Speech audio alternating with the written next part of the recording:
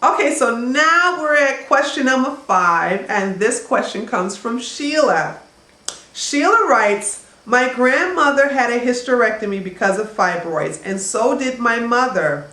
The first time I was diagnosed with fibroids, I opted for a myomectomy instead of hysterectomy. Now the fibroids are back and they are bigger than before. I've scheduled a phone consultation with you next week, but I have a quick question that I want to ask now. Is it true that fibroids are hereditary?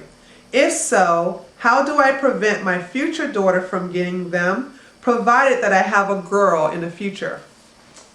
Oh, this is an excellent question, Sheila, and let me answer it quickly as possible. No, fibroids are not hereditary. It's just like people saying that high blood pressure and diabetes are hereditary.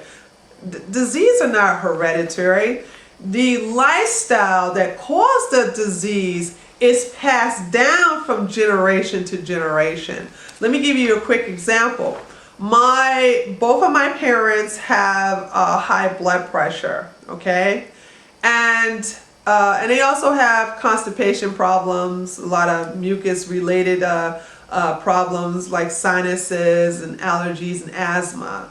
Now, my sister and I are vegetarian. My brother is just now cleaning up his I'm so proud of my brother. My brother before was not on board with me and my sister doing the whole healthy eating, but now he's married to a wonderful woman who initiated all of them to eat perfectly, not perfectly, but healthy, and now we all are healthy. And my sister, my brother, as well as myself, we don't have high blood pressure.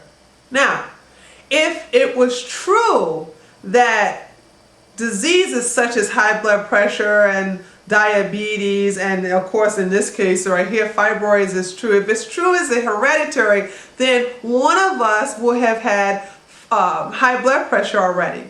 But it wasn't the fact that, oh, the disease skipped us and it'll go to our children. No, we just stopped eating the way that our parents were eating, okay?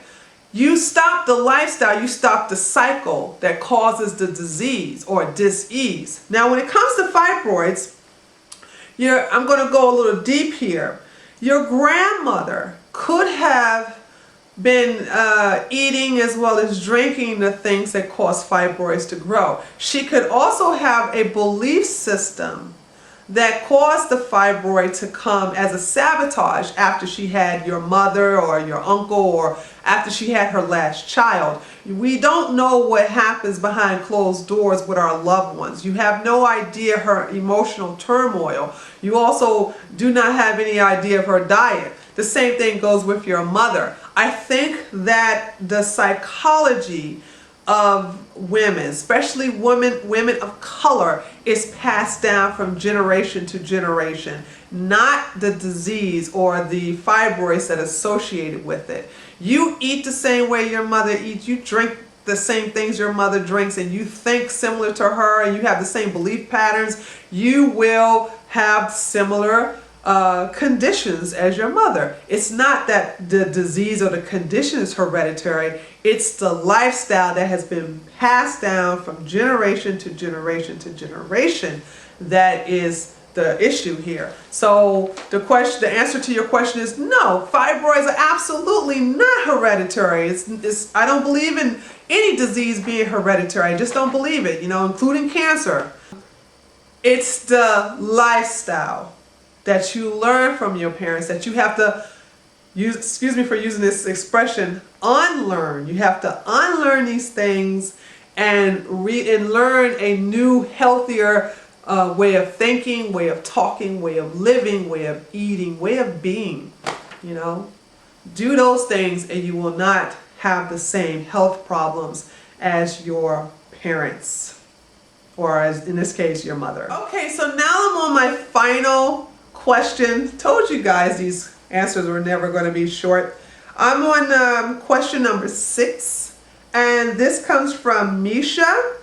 Misha writes, I just found out that I have fibroids and asked my doctor for options to get rid of them besides cutting on me. Good for you, Misha.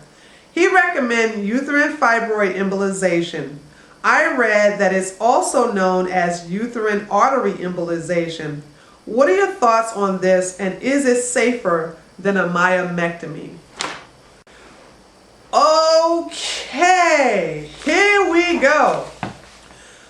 I am totally against UFE, which is known as uterine fibroid embolization, or UAE, which is the same thing, uterine artery embolization. This is a very dangerous procedure.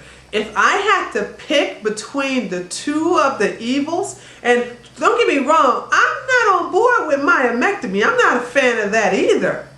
But if I had to choose between a myomectomy and a UFE or UAE, I choose the myomectomy. And let me tell you why. You will come out better having a myomectomy than getting a uterine artery embolization, because this procedure, for one, it doesn't really work. It doesn't work. Women who have had this procedure notice that fibroids, wait for it, grow back. See, what they're doing is they're sticking a catheter into the main artery of your leg and then having that catheter travel up to the artery in your uterus where the fibroids are located. Okay?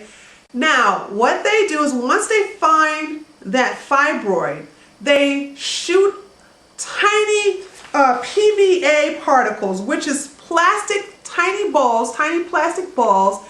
They're shooting that into the area to stop the blood flow to the fibroid to prevent it from growing. Okay, let me tell you why that is so ridiculous. Because one, there are several lifelines, I call them lifelines, which is arteries and veins connected to a fibroid. So if one gets dammed up, which is what they're doing, they're damming up that vein, that artery that's going to the fibroid with these plastic balls. Another one will just reconnect to the fibroid. Not only that, but let's say, for instance, that fibroid said, okay, I can't get any more veins. Then guess what? Another fibroid grows into another part of your uterus in another location. And so you're going to tell me that you're going to get plastic, these thousands of plastic balls shoot into your entire uterus for every fibroid that comes up? Now, instead of telling you what you're doing to make the fibroid grow, or instead of telling you how they came there in the first place, oh yeah, medical doctors will never do that. Because if they do that, they will lose business because you won't need them anymore. Listen, uterine artery embolization or uterine fibroid embolization is a very dangerous procedure. Guess what, ladies? When you get this procedure, those balls stay in your body for life. They don't go anywhere. You don't urinate them out. You don't defecate them out. You don't cough them out. They're in your circulatory system for the rest of your life. And did you hear what I just said? Your circulatory system. That means the blood that starts to flow. And some of these pellets, some of these small balls have traveled away from the artery that was damming up the fibroid into your circulatory system, causing organ failure. Two women have died from it, from going into the arteries and the valves of their heart, causing heart failure. This is so dangerous. I am so angry that the medical society is promoting this. And listen, I need you all, because I can just go on a rant here, and I need to calm my emotions down because I've had a friend pass away from this procedure. And it's something I'm very emotional about it, but I have to calm down so I can just inform you correctly how dangerous this is. Please check out this website that will inform you of the dangers of UFE or UAE, the extreme side effects, the long-term effects of it. The website is called UterineArteryEmbolization.org. I'm going to have it here on the screen. Once again, it's UterineArteryEmbolization.org. Please go check this website out. It will tell you all the harmful effects of getting this procedure. It also tells you the side effects and the reported adverse effects of women, from women who have had this procedure. Let me just go over just a little bit of it. It had caused death from organ failure in several women. It has caused infections. Many women have become infertile. They were not able to conceive. Even if they tried and tried and tried, it caused infertility, loss of orgasm. Women have not been able to have an orgasm after having this procedure. A lot of them are reporting foul vaginal odor after having this procedure, and also they're having a lot of reddish, yellowish discharge. In addition to going into early menopause, this stuff is crazy. This is a crazy procedure. I'm totally against it. Totally against it. Now, here's the thing. If you had a uterine artery embolization or a uterine fibroid embolization, and your fibroids will grow back, there has been an 80% of the women or 85% of the women who have had this procedure. 80 to 85% of them have reported the fibroids growing back bigger 4 months after the procedure. This is nonsense. This is crazy. I don't understand how they don't even educate you on this procedure. And also reading from this website, it shows that that the company or the doctors who specialize in uterine fibroid embolization, they target their advertisement to professional black women from between the ages of 35 and 45. Now, that's really interesting if you really look deeper into that. I hate that procedure. I hate it. And if you have had it before, don't worry. There's ways of protecting your body against those PVA particles to make sure they don't travel in your circulatory system. I highly suggest you see a naturopath who is familiar with this. I am very familiar with this. I have helped lots of women who have had uterine fibroid embolization and uterine artery embolization. Not only have I helped them shrink their fibroids completely, it's gone away, but also helping the body to contain those foreign particles in one place and preventing them from traveling in and throughout the entire body, causing organ failure and possible death. So if you've had this procedure, don't worry.